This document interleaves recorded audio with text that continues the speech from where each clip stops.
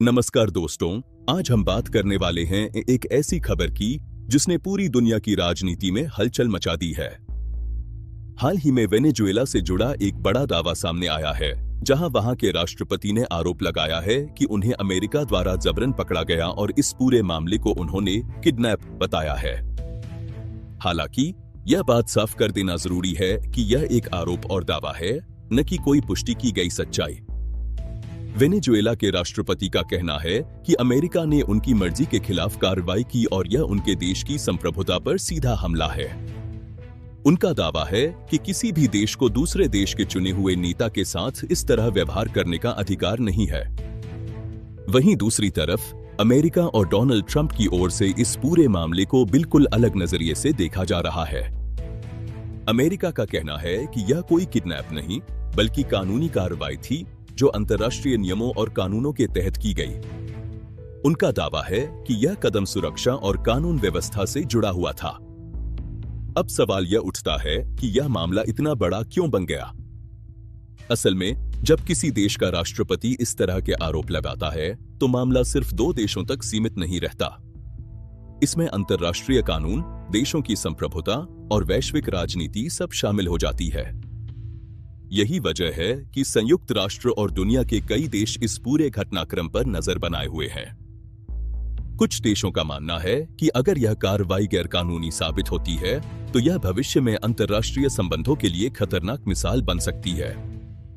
वहीं कुछ देश अमेरिका के पक्ष को भी गंभीरता से देख रहे हैं। इस पूरे विवाद ने एक बार फिर यह सवाल खड़ा कर दिया है कि क्या कोई शक्तिशाली देश कानून के नाम पर किसी दूसरे देश के नेता पर ऐसी कार्रवाई कर सकता है, या फिर यह सच में एक किडनैप का आरोप है जिसे राजनीतिक दबाव बनाने के लिए इस्तेमाल किया जा रहा है। फिलहाल सच्चाई क्या है, इसका फैसला जांच और समय के साथ ही सामने आएगा।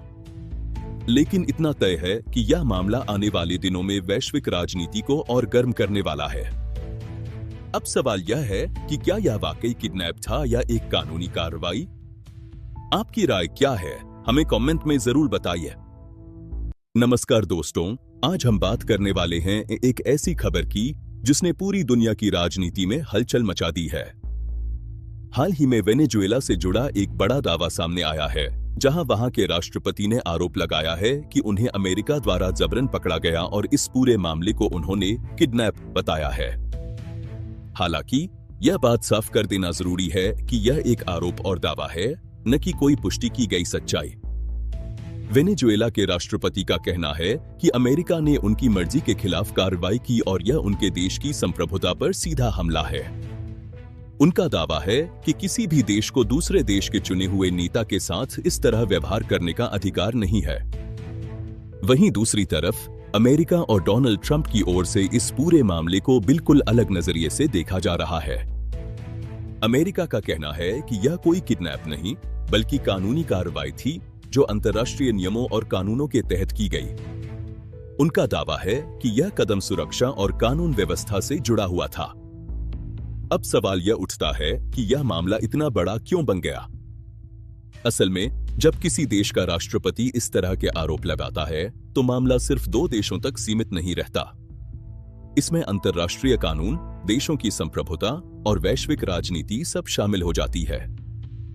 यही वजह है कि संयुक्त राष्ट्र और दुनिया के कई देश इस पूरे घटनाक्रम पर नजर बनाए हुए हैं। कुछ देशों का मानना है कि अगर यह कार्रवाई गैरकानूनी साबित होती है तो यह भविष्य में अंतर्राष्ट्रीय संबंधों के लिए खतरनाक मिसाल बन सकती है। वहीं कुछ देश अमेरिका के पक्ष को भी गंभीरता से देख रहे हैं।